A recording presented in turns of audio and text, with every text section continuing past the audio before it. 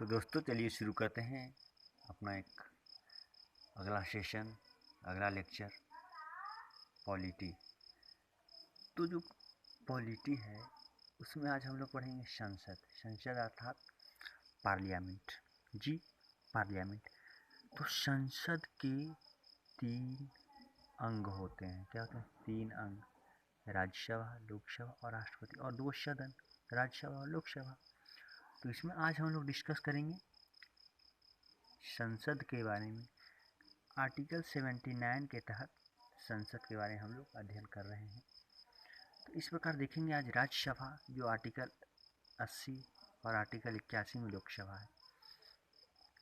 तो राज्यसभा को देखें तो इसको अस्थाई सदन कहा जाता है, द्वितीय सदन कहा जाता है, उच्च सदन कहा जाता है या बड़ों का सदन कहा जाता है। इसमें जो अस्थाई सदन कहने का तात्पर्य हुआ कि यहाँ तो ये जो लोग होते हैं जो चुन के आते हैं इनकी जो अस्थाई होते हैं और 6 वर्ष का कार्यकाल होता है और 2 वर्ष पर 1/3 मतलब 1/3 पदमुक्त होते हैं। तो ये कभी इसका अस्थाई इसका मतलब भंग नहीं किया जा सकता है राज्यसभा। इस वजह से ये उच्च सदन है। इसकी जो सदस्यों की अधिकतम संख्या 250 होती है, जिसमें 238 संघ एवं राज्य क्षेत्र से आते हैं तथा 12 राष्ट्रपति द्वारा मनोनीत किए जाते हैं जो कि साहित्य, कला, विज्ञान एवं समाज सेवा में सम्मिलित हों, श्रेष्ठ हों उसमें। और आगे देखते हैं इसमें जो वर्तमान में 245 सदस्य संख्या है, 229 सदस्य राज्य से हैं और 4 सदस्य संघ राज्य से हैं, 12 सदस्य मनोनीत किए जाते हैं राष्ट्रपति द्वारा। इसमें सदस्य जो होते हैं उनके 6 वर्ष के लिए चुने जाते हैं और 1/3 सदस्य प्रत्येक 2 वर्ष के पदमुक्त होते हैं।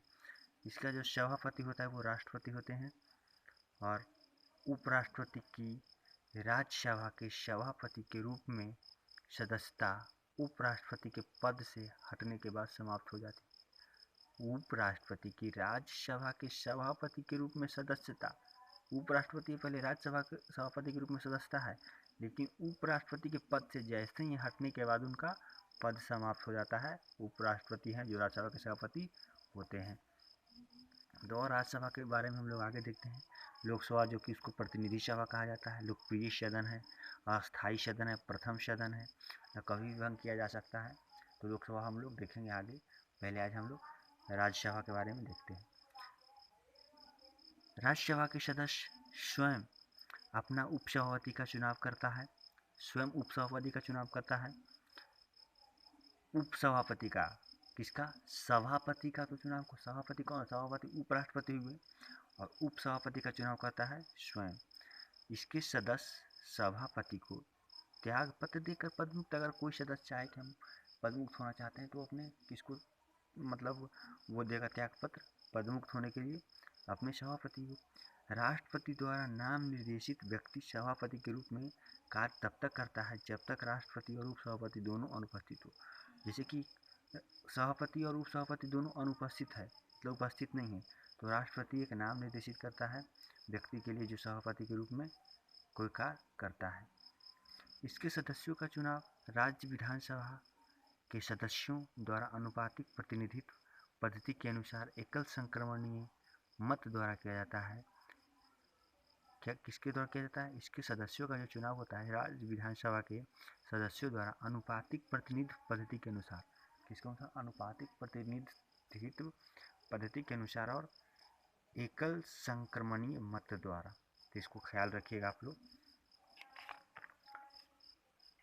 तो आगे हम लोग देखते हैं राज्यसभा जो होता है, अगर कोई व्यक्ति, कोई जो सदस्य है वो बिना सूचना के, बिना आज्ञा के 60 दिनों तक अनुपस्थित रहता है तो उसे उसका स्थान रिक्त कर दिया जाता है, रिक्त घोषित कर दिया जाता है। और अखिल भारतीय सेवा के गठन का अधिकार राज्यसभा को है, जो आर्टिकल 312 किया जाता है।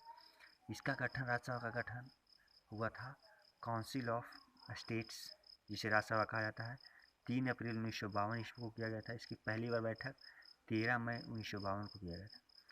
23 अगस्त 1954 को सभापति ने सदन में घोषणा की कि काउंसिल ऑफ स्टेट्स, कब? 23 अगस्त 1954 को सभापति जी ने सदन में घोषणा की कि काउंसिल ऑफ स्टेट्स को अब राज्यसभा के रूप में या नाम से उसे जाना जाएगा। इसका चुनाव अप्रत्यक्ष होता है, पता है आपको। राज्यसभा का एक वर्ष में 2 अधिवेशन होता है, लेकिन आर्टिकल 352, 356 तथा 360 के अधीन आपातकाल की घोषणा के बाद तब राज्यसभा की विशेष अधिवेशन बुलाया जाता है जब लोकसभा का विघटन हो जाता है। जब लोकसभा का विघटन हो जाता है तो इस समय आपातकाल के समय में राज्यसभा का विशेष अधिवेशन बुलाया जाता है। तो अब कुछ राज्यों को देखेंगे सीट के बारे में, जैसे कि यूपी हमारा है 31 सीट है राज्यसभा का, बिहार में 16 सीट है, महाराष्ट्र में 19 सीट है, आंध्र प्रदेश में 18 सीट है, वेस्ट बंगाल में 16 सीट है, तमिलनाडु में 18 सीट है। तो इस प्रकार से और आगे बढ़ाते हैं। दिल्ली और पुडुचेरी का राज्यसभा में प्रतिनिधित्व है, जो मतलब केंद्र शासित प्रदेश हैं 2 हैं, दिल्ली और ऐसे तो हैं केंद्र शासित प्रदेश में, मतलब 2 केंद्र शासित प्रदेश हैं जिनका राज्यसभा में प्रतिनिधित्व। कौन है वो? दिल्ली, पांडिचेरी।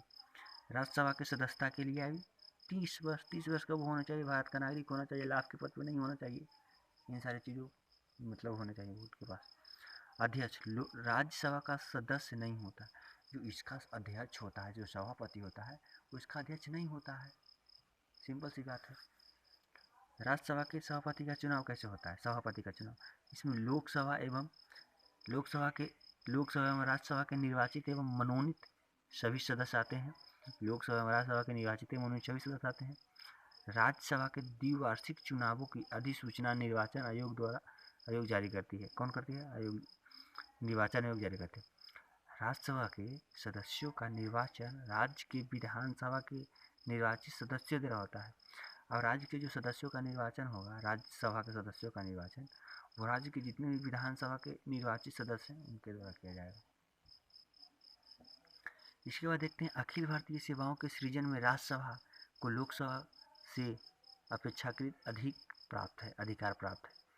लोकसभा द्वारा पारित धन विधेयक राज्यसभा के प्राप्त होने के कितने दिनों के भीतर लोकसभा को पास लौटाना होता है? 14 दिन। एक प्रश्न है कि लोकसभा जो है धन विधेयक को पास किया, राज्यसभा के पास भेजा, तो कितने दिन तक उसको रख सकता है? 14 दिन तक, उसके बाद उसको वापस करना होगा। राज्यसभा समान विधेयक को अधिकतम 6 माह तक रोक सकती है। क्या करेगी? कोई भी विधेयक उसको 6 माह तक रोक सकती है। राष्ट्रपति राज्यसभा को भंग नहीं कर सकता है। राष्ट्रपति है जो लोकसभा को भंग कर सकता है, और इसको भंग करना होगा लोकसभा को, तो वो उसका स्वीकार करेंगे, और इसमें तो ये भंग हो ही नहीं सकता है। संपूर्ण जब संयुक्त बैठक की अधिवेशन होती है तो उसकी अध्यक्षता राज्यसभा के सभापति नहीं करते, वो कौन करते हैं? लोकसभा के सभापति अध्यक्ष करते हैं उनको। राज्यसभा के बैठकों की अध्यक्षता उपराष्ट्रपति करता है। इसके जो पहले फिल्म और एक अभिनेता थे जो राज्यसभा के सदस्य के लिए मनोनीत किए गए थे, जो पृथ्वीराज कपूर थे। पृथ्वीराज कपूर जो थे फिल्म अभिनेता थे, वो किसके लिए मनोनीत किए गए थे? राज्यसभा के लिए, जो राष्ट्रपति द्वारा मनोनीत किए गए थे। राज्यसभा के लिए नामित प्रथम फिल्म अभिनेत्री नरगिस दत्त थी, जो आई थी राज्यसभा में। और हिंदी साहित्यकार रामसारी दिनकर राज्यसभा के सदस्य थे। राज्यसभा की प्रथम महिला महासचिव DS रमा देवी। स्वतंत्र भारत में राज्यसभा के प्रथम सभापति डॉक्टर सर्वपल्ली राधाकृष्णन। आर्टिकल 101 के तहत अयोग्य सदस्य की राज्यसभा की सदस्यता से वंचित रहना होगा। अगर कोई अयोग्य हो जाता है तो उसको आर्टिकल 101 के तहत, जो उसमें कहा गया कि राज्यसभा की सदस्यता से वंचित रहना पड़ेगा।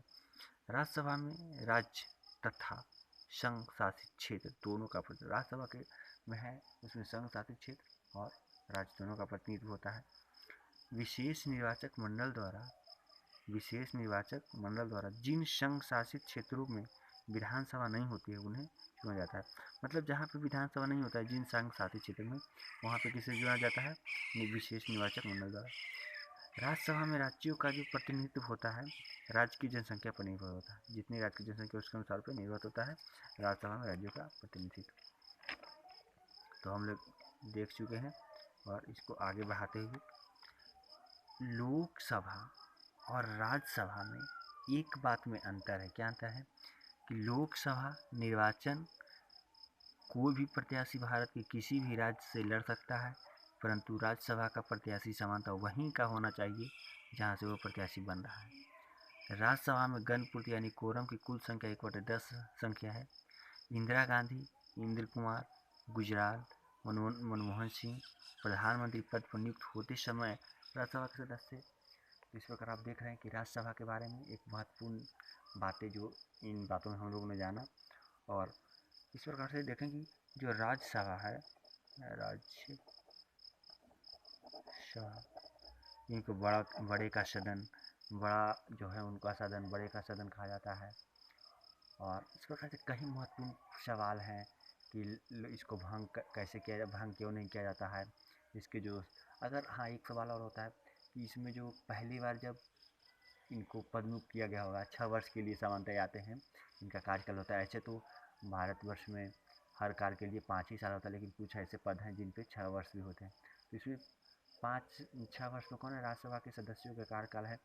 तो इसमें आप जितने ही महत्वपूर्ण सवाल है कि पहली बार जब राज्यसभा का जो सीट का वो हो रहा था पदमुक्त, तो कैसे हो रहा था, उसमें लॉटरी के माध्यम से हो रहा था कि मतलब जिनका लॉटरी में आ गया कि हाँ ये लोग पद से अब मुक्त होंगे, फिर अगले बार से 1/3 कर करके सब लोग होते जाएंगे। तो राज्यसभा के अभी जो सभापति हैं आप लोग पता है, हमारे जो उपराष्ट्रपति हैं एम वेंकैया नायडू। और इस प्रकार से हम लोकसभा, राष्ट्रपति और पॉलिटी के कई सेक्शन को देखेंगे। धन्यवाद। मैं आशा करता हूँ कि आप सभी लोग इस चीज़ों को समझ रहे होंगे और बहुत ही आसान है स्टडी, इसको अच्छे ढंग से पढ़ते रहिए। मैं बहुत ही आराम आराम से पढ़ाता चलूँगा आप लोग को। धन्यवाद।